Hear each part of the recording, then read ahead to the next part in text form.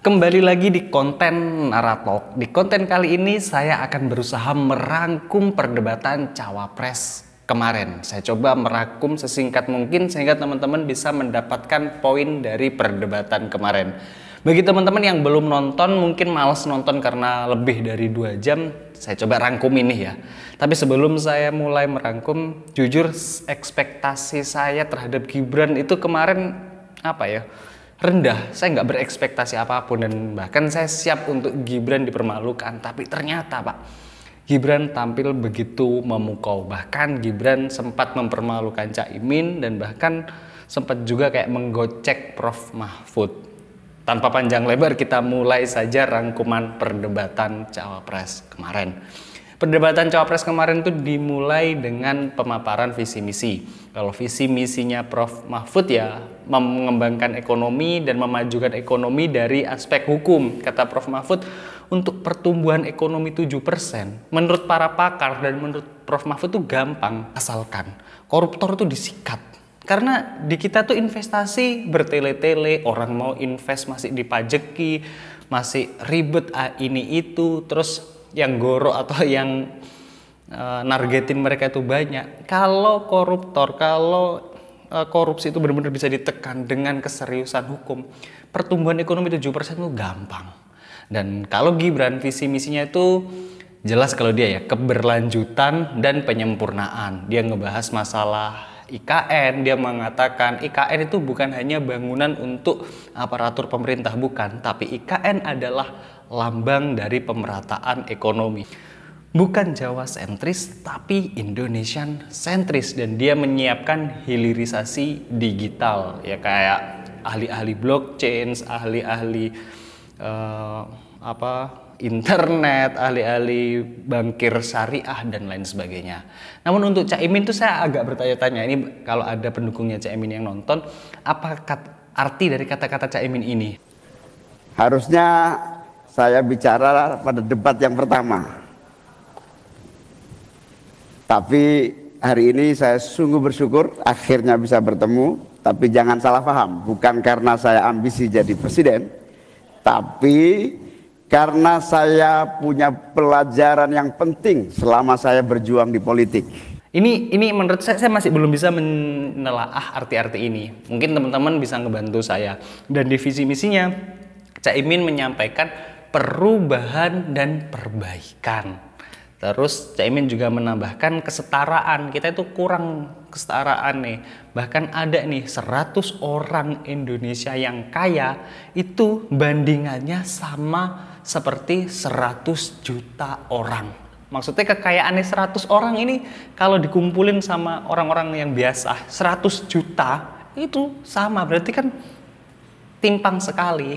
Visi misinya Caimin ingin majei mereka ini yang kaya-kaya ini, majei mereka supaya ketimpangan ini bisa ditekan. Itu dari visi misi.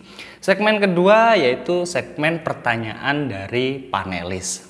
Coba saya rangkum Pak ya, sesingkat mungkin supaya teman-teman gak bosan. Untuk pertanyaan, ini saya acak nih. Untuk pertanyaan tata kota. Pertanyaan tata kota, Caimin menjanjikan mau membuat 40 kota setara Jakarta. Itu janjinya Caimin. Disanggah sama Gibran, dinyinyirin lah intinya. Mau buat kota setara Jakarta, IKN aja nggak setuju. Mau ngebuat kota setara Jakarta, nggak mungkin.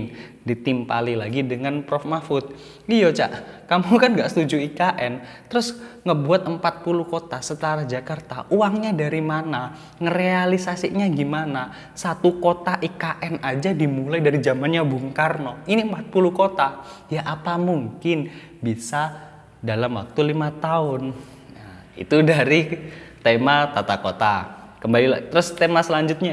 Ada pertanyaan tentang bagaimana cara menjaga data digital konsumen.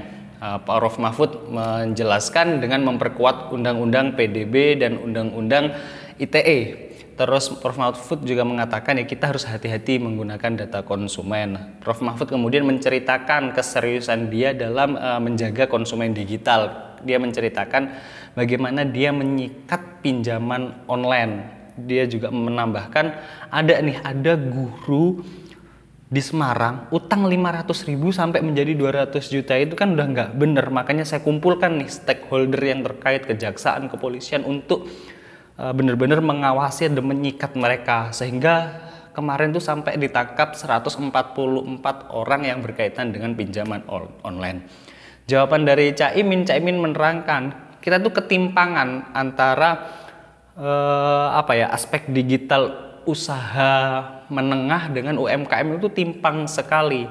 Terus Caimin juga menambahkan pemerintah harus memberikan literasi digital kepada UMKM. Jawabannya Caimin juga ada kayak mengatakan selepet aja tuh pinjol sama judi online, dan warga masyarakat itu yang dibutuhkan selain itu semua adalah kecepatan internet yang sangat cepat.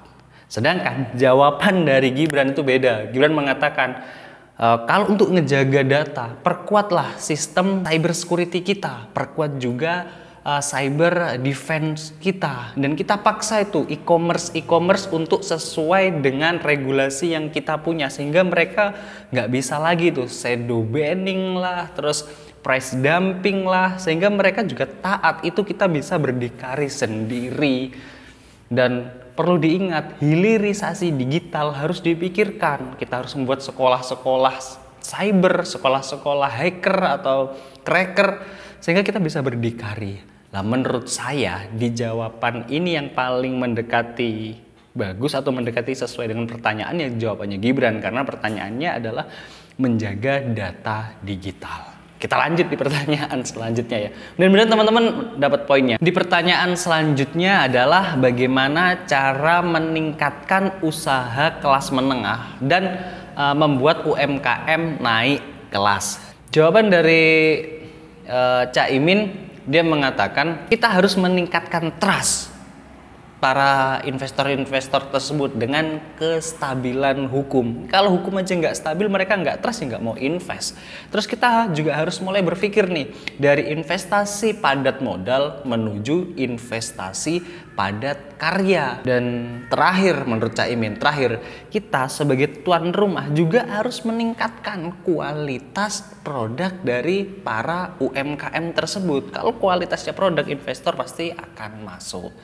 Jawaban dari Gibran tuh bilang begini, indeks ICOR kita atau ICOR kita itu harus kita turunkan 4-5 lah, karena indeks kita itu tinggi. Kalau teman-teman, asal teman-teman tahu, semakin tinggi indeks ICOR kita, investor tuh semakin enggan. Kan negara-negara maju tuh indeks ICOR-nya itu 3 lah, kita tuh masih 7. Kata Gibran kita harus turunkan itu. Ditambah lagi menurut Gibran, akses konektivitas logistik harus benar-benar jadi, atau logistik harus benar-benar terkoneksi. Kalau logistik itu terkoneksi, akan banyak investor yang masuk. Untuk UMKM, kita harus inkubasi UMKM. Maksudnya pendampingan UMKM dalam mendevelop produk atau dalam membuat produk, membantu UMKM dalam packaging dan standarisasi produk, ngebantu UMKM cari modal, dan yang terakhir, ngebantu UMKM mencari penjual atau take over. Saat itu bisa direalisasikan, ya UMKM naik kelas dan investor tertarik. Terus Prof Mahfud nimpali, yang kalian omongin itu bertele-tele, yang kalian omongin itu terlalu normatif, sehingga di lapangan itu faktanya susah. Intinya gini, asalkan para tikus-tikus itu disikat, para tikus-tikus yang mempersulit satu proses itu disikat, ya investor akan masuk. Faktanya loh, ada investor yang mau invest, prosesnya bertele-tele, masih dipajekin atau masih ditodong. Kalau itu dipermudah, saya yakin ya investor akan masuk. Menurut teman-teman, jawaban mana yang paling mendekati bagus? Kalau menurut saya, jawaban dari Prof Mahfud dan jawaban dari Gibran yang paling mendekati. Sekali lagi saya mencoba untuk objektif ya, tapi keputusan dari teman-teman. Selanjutnya ada pertanyaan yang mengatakan, gimana nih, kita itu kan punya ya Pak, perjanjian dengan negara-negara lain. Bagaimana caranya memanfaatkan semua perjanjian perdagangan dengan negara lain supaya kita itu bisa surplus terus, karena faktanya perdagangan internasional kita itu sering defisit. Dari Prof Mahfud mengatakan, itu diplomat yang ada di luar negeri itu harus selain menjadi diplomat politik juga menjadi brand ambassador produk kita, istilahnya tuh nyeles. Karena gini, mereka itu kalau mereka mau gerak sebetulnya akan lebih banyak produk yang bisa dilirik oleh negara lain, itu kata Prof. Mahfud. Dan yang pasti kita harus mengintegrasikan produk nasional kita dengan produk internasional. Kita harus mengintegrasikan produk itu, dan yang pasti standar produk kita harus dinaikkan. Ditimpalilah dengan Caimin. Alah Prof, itu terlalu normatif kalau menyuruh diplomat untuk nyeles atau untuk menjadi duta ekonomi, itu terlalu normatif. Yang sebenarnya mereka tuh nggak mau atau kurang mau. Ya kita sebagai pemimpin harus nyelepet mereka, harus ngingetin mereka. Kan bahasanya Caimin selepat-selepet terus loh, nyelepet mereka. Dan produk kita itu ya harus standarnya internasional. Kalau bahasa Jawanya nih ya, sama Gibran dientai itu kayak diejek. Dia bilang kayak gini Gibran, alah itu terlalu normatif, itu terlalu retorika. Intinya Pak ya, saya kasih solusi yang konkret dan jelas. Solusinya hilirisasi. Kalau ada hilirisasi, kita itu surplus. Saya ambil contoh satu aja, nikel. Dulu kita jual nikel itu pasir cuma dapat 3 triliun. Sekarang setelah dihilirisasi, setelah dipoles sedikit padahal itu Pak, naik jadi 11 kali lipat. Apalagi kalau produk-produk yang lain dihilirisasi, saya yakin pasti surplus.